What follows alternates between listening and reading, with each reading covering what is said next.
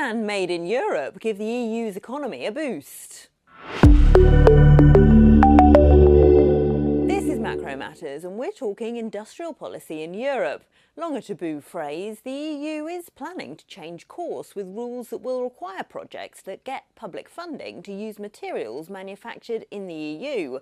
The plans aim to cover strategic sectors like batteries, wind and solar energy, nuclear power and electric vehicles.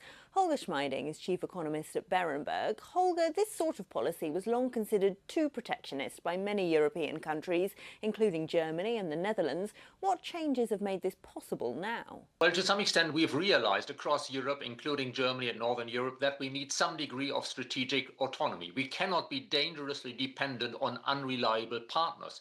But the problem is that some other countries are trying to mix genuine protectionism with this strategic prerogative, and that makes the negotiations so difficult. There are some signs, put it that way, a lot of pressure from Brussels that we may be close to an agreement, but I don't think it's a done deal yet.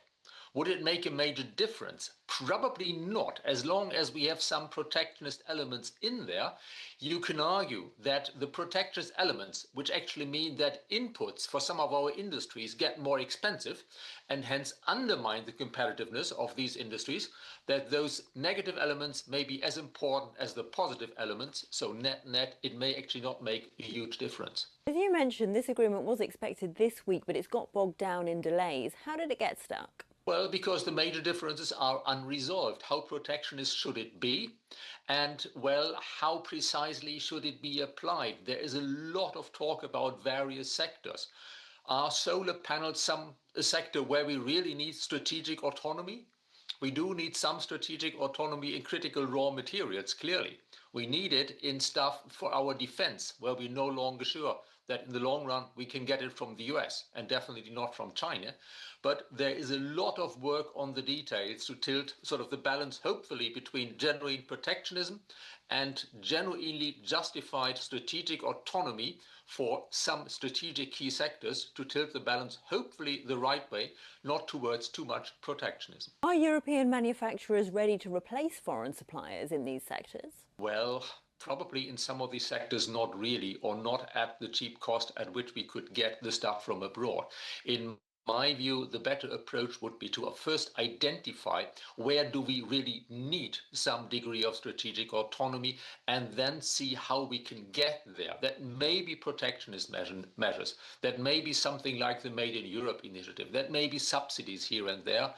In my view, this is not yet the draft that we've seen so far, is not yet the perfect solution to. Yes, we need to be more independent, but we also need to make sure that in the non-critical sectors, our companies and our consumers get cheap goods from abroad. This comes, of course, after the EU has postponed the ratification of a trade deal with the US, which was criticised for giving the US too much leverage after the Supreme Court threw out the rationale for President Trump's tariffs.